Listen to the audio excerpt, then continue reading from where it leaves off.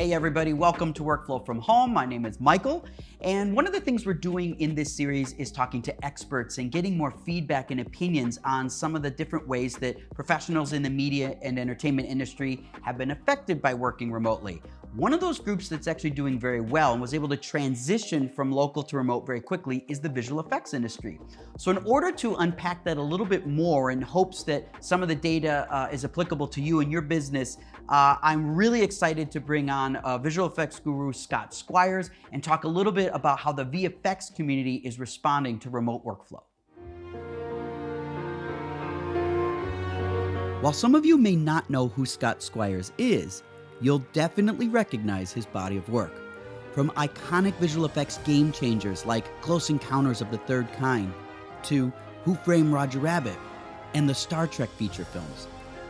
Scott's also earned 3 Academy Award nominations for Star Wars Episode I, The Phantom Menace, Dragonheart, and The Mask. And on top of all that, Scott's always been working behind the scenes advocating for the rights of visual effects artists.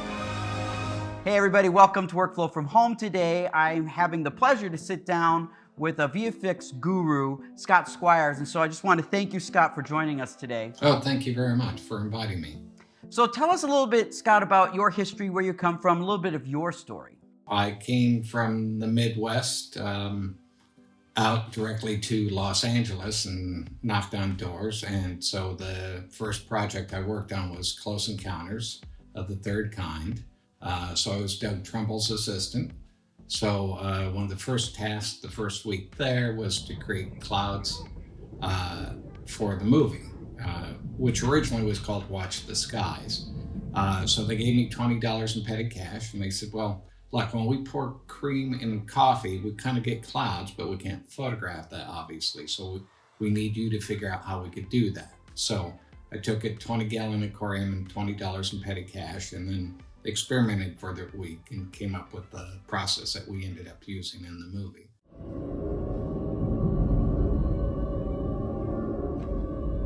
That is an incredible story. Wow, so you jumped into the VFX industry pretty early. So then how did that transition to from making clouds out of cream and coffee to your career? So I worked on Close Encounters, worked in just about every position there as an assistant, and then Star Trek, and then one project after the other. I also started a company called DreamQuest, and that was a visual effects company.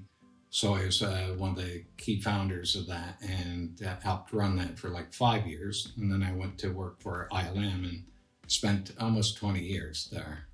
Yeah, how much of the work that you're working on would you say, maybe percentage-wise or projects per year, are you seeing remote work done versus local? Well, you got to remember, most of the larger productions, the studios don't like remote workers, because there's a very big security issue. So they tend to, the remote work, and that's something visual effects people have talked about for years, but unless you're on a smaller show or a show that is not quite as security conscious, they don't typically have remote workers.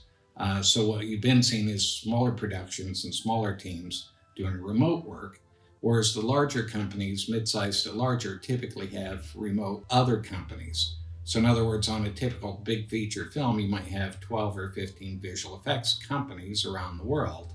And so those are connected remotely to other companies. And a lot of times your director may be somewhere else, so you remote with them and even the editorial. But the effects artists themselves are typically at a facility for any of the larger shows. But do you think this will be positive after we can return to work? What will the impact be to the people that did successfully composite remotely? Well, certainly anybody who is experiencing remote can see the pros and cons of doing so.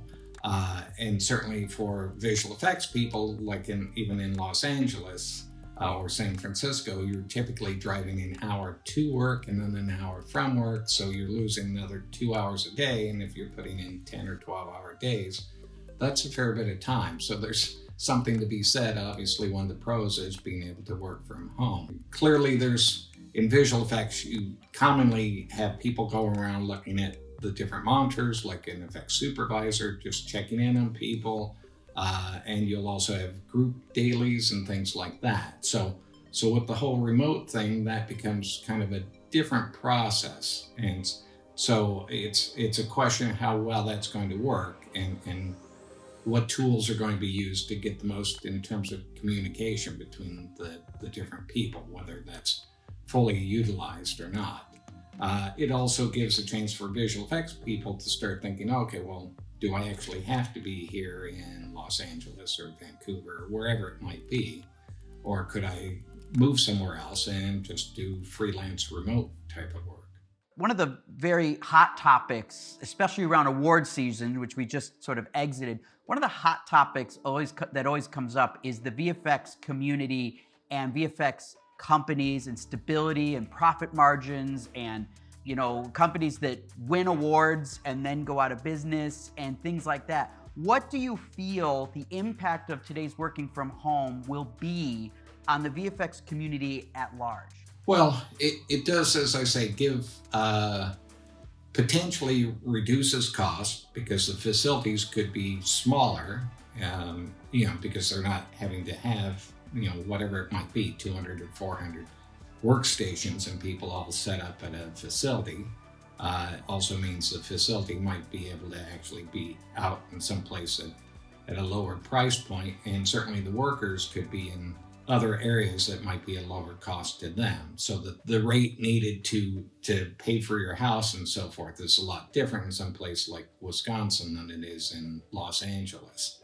Can you take us through any of the specific workflows that you're either directly or indirectly affiliated with that are successfully deploying VFX from remote locations? Well, I mean, there's basically two approaches, being done.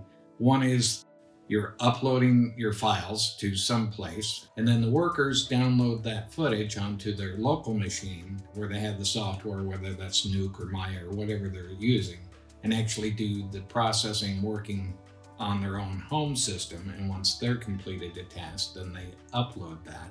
Then the director or supervisor downloads that to take a look at and give feedback. So that's probably the least secure, but it's certainly the simplest to set up, and it's okay for small teams. The bigger, mid-size, and larger projects are normally VPNing into workstations. For most of the companies that already have a lot of equipment, they're trying to reuse the workstations they already have in the facility along with their render farm. So either people at home are using Teradicis or other software, hardware to get into the system, or in some cases they're given a special box, which is just a keyboard and mouse and so forth, to log into this remote workstation and do their work. So that's nice for the administrators because they can control everything and nothing is downloaded or uploaded, so you save a lot of time doing that, especially from the home. Your upload speeds are not going to be nearly as much as working in a facility. So those are better, as well as you don't have as much security issues in those cases. And some of the newer companies are doing more cloud stuff, or at least starting to use more cloud things.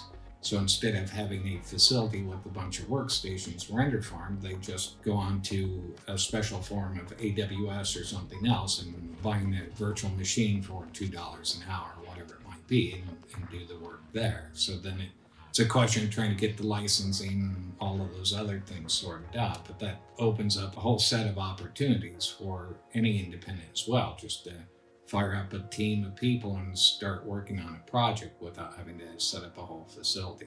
In the projects that you're close to, can you give us I know this is a rough way to do it, but can you give us a percentage of what you feel is the level of efficiency achieved since going remote versus where we were a month ago? Well, I'm talking to people who are doing quite a bit of it now. They think they're fairly efficient about doing it. Once the snags are worked out, you've got all the communication issues, which we touched on earlier, and then you have technical issues. I guess the other thing I should mention, at least one or two companies are working on making the cloud system easier for visual effects companies or for setting up things. So they're trying to fill in some of the gaps that exist currently for dealing with those types of things.